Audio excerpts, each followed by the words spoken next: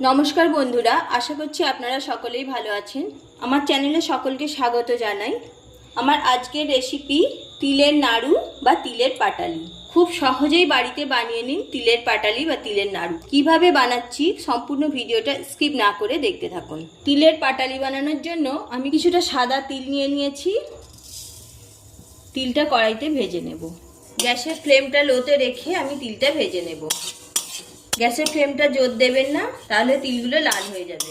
হালকা আঁচেই ভাজতে হবে। তিলগুলো এইভাবে নাড়াচাড়া করে ভেজে নিতে হবে। তিল ভাজার একটা সুন্দর গন্ধ ওঠা পর্যন্ত ভাজতে হবে। তিলটা সুন্দরভাবে ভাজা হয়ে গেছে, আমি গ্যাস অফ করে দিচ্ছি। একটা সুন্দর গন্ধ উঠেছে আর তিলগুলো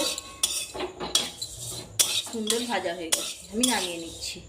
তিলটা ভেজে নামিয়ে নিয়েছি। এবার ওই কড়াতেই আমি দিয়ে দিচ্ছি সামান্য জল।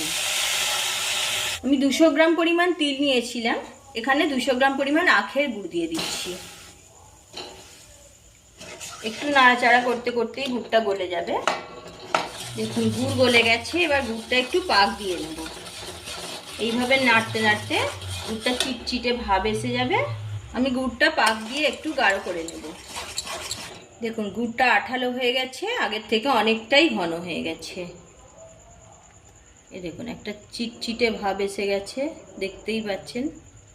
এইরকম চিটচিটে ভাব আসবে। আমি গ্যাসটা অফ করে দিচ্ছি। ভেজে রাখা তিলটা দিয়ে দিচ্ছি।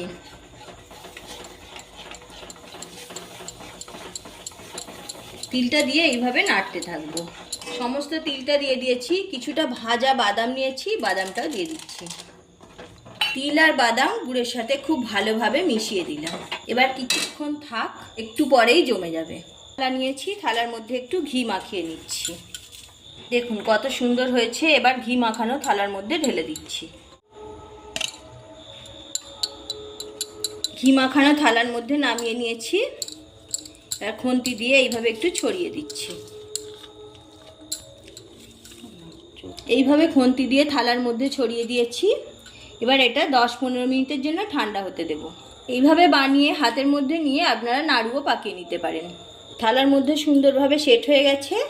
এবার আমি একটা ছুরি দিয়ে কিংবা ওই খুন্তির সাহায্যে আমি কেটে নেব, পিস কেটে নিচ্ছি।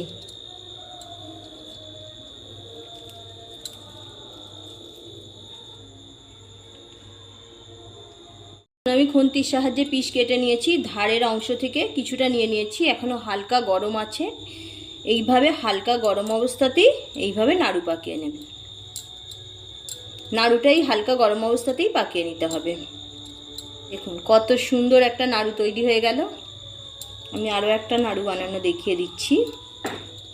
তিলের নাড়ু আমাদের অনেক পুজোতেই লাগে, তো এইভাবে আপনারা খুব সহজেই বানিয়ে নিতে পারেন। আরও একটা নাড়ু বানিয়ে দেখালাম। এবার একটু ঠান্ডা হয়ে গেলে আমি থালা থেকে তুলে নিয়ে পাটালিগুলো দেখাচ্ছি। দেখুন আমি একটা প্লেটের মধ্যে সার্ভ করে দিয়েছি। খুব সহজেই অল্প সময়ের মধ্যে বানানো হয়ে গেল তিলের নাড়ু আর তিলের পাটালি। দেখুন ঠান্ডা হতে কতটা শক্ত হয়ে গেছে। এইভাবে বাড়িতে বানিয়ে আপনারা একবার খেয়ে দেখুন, দারুণ লাগে। আর বাচ্চারা তো খুবই পছন্দ করবে এই জিনিসটা, আর বড়দেরও খুব ভালো লাগে। আর তিলটা খাওয়াও শরীরের পক্ষে খুব ভালো।